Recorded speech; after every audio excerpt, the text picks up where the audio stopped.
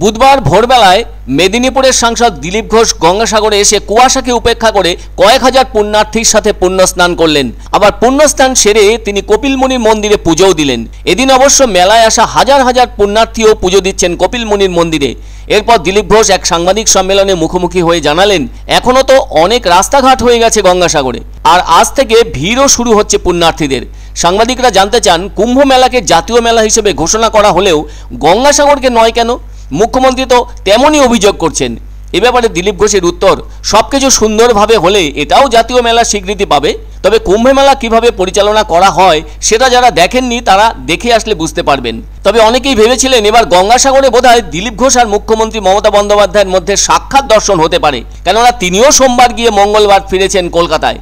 এদিকে দিলীপ ঘোষও গঙ্গাসাগরে গিয়ে সোমবার রাত্রিবাসও করলেন। ওই দিন দুপুর 12:30 নাগাদ গঙ্গাসাগরের উদ্দেশ্যে নামখানা নারায়ণপুর ফেরিঘাট থেকে রওনা দিয়েছেন সাংসদ দিলীপ ঘোষ, আর দুপুর 1:30 নাগাদ পৌঁছে যান তিনি সাগর বেনুবান ফেরিঘাটে। তারপর বেলা 2:30টার সময় স্বচ্ছ ভারত সেবাদল ক্যাম্পের উদ্বোধনও করেন। সেখান থেকে বেলা 3:15 নাগাদ বহুমুখী গ্রাম উন্নয়ন সমিতির ক্যাম্প পরিদর্শন করতেও গিয়েছিলেন। আর ওই দিন বিকেল 4টে নাগাদ গঙ্গাসাগর মেলায় পৌঁছন তিনি। রাতে তো তিনি গঙ্গাসাগরেই ছিলেন। অন্যদিকে রাজ্যের মুখ্যমন্ত্রী ওখানে পা রেখেই ঘোষণা করেন, গঙ্গাসাগর সবচেয়ে বড় মেলা। আগে যেমন সকলে বলতেন সব সাগর বারবার, গঙ্গাসাগর একবার, কিন্তু এখন তারা বলছেন সব সাগর একবার, গঙ্গাসাগর বারবার। সাগর মেলার সঙ্গে মুখ্যমন্ত্রী কুম্ভ মেলার তুলনা টেনে আনেন। সেই সঙ্গে এনেছেন কেন্দ্রের বঞ্চনারও অভিযোগ। মুখ্যমন্ত্রী এমনও বলেছেন, কুম্ভ মেলার মতো দেশের একাধিক মেলা কেন্দ্রের সাহায্য পেয়ে থাকছে, আর গঙ্গাসাগর মেলার জন্য সব টাকাই খরচ করছে রাজ্য সরকার বলে জানিয়েছেন মুখ্যমন্ত্রী মমতা বন্দ্যোপাধ্যায়। মুখ্যমন্ত্রী সেই সঙ্গে জানিয়েছেন, মেলায় পর্যটক টানতে এবং পুণ্যার্থীদের টানতে শুধুমাত্র আলোকসজ্জার জন্য খরচ করা হয়েছে 8 লক্ষ টাকা। এক্ষেত্রে কেন্দ্রীয় সরকারের সহায়তা পেলে সেটা আরও ভালো হতো। দিলীপ ঘোষ আবার মুখ্যমন্ত্রীর উদ্দেশ্যে খোঁচা মেরে বলেন, রাম মন্দির করলে গিমিক, আর জগন্নাথ মন্দির করলে ঠিক আছে।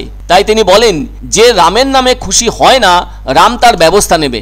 এদিকে গঙ্গাসাগর মেলা 2024-এ আগত পুণ্যার্থীদের মঙ্গল কামনায় একটি যজ্ঞও করলেন দিলীপ ঘোষ।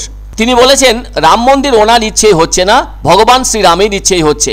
500 বছরের কঠিন সংগ্রামের পর শেষটায় রাম জন্মভূমিতে হচ্ছে রাম মন্দির, সেজন্য গোটা দেশবাসী আজ আনন্দিত। দিলীপবাবু ফের বলেন, গঙ্গাসাগরের উন্নয়ন চাইলে কেন্দ্রের সঙ্গে উনি কথা বলুন।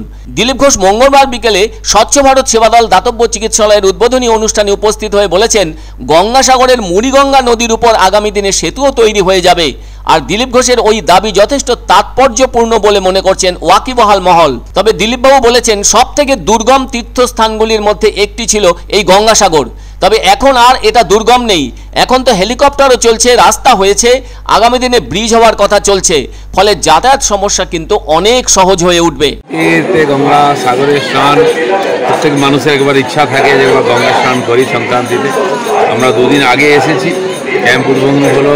আজকে সূর্যোদয়ের মুহূর্তে গঙ্গা স্নান করলাম, কপিলমুনি এবং সমস্ত দেবী দেবতাকে দর্শনও করলাম আমরা এখানে। তো এটা সৌভাগ্যের বিষয় এখানে এসে পৌঁছানো। একসময় খুব দুর্গম ছিল, আজকাল তো রাস্তাঘাট হয়ে গেছে।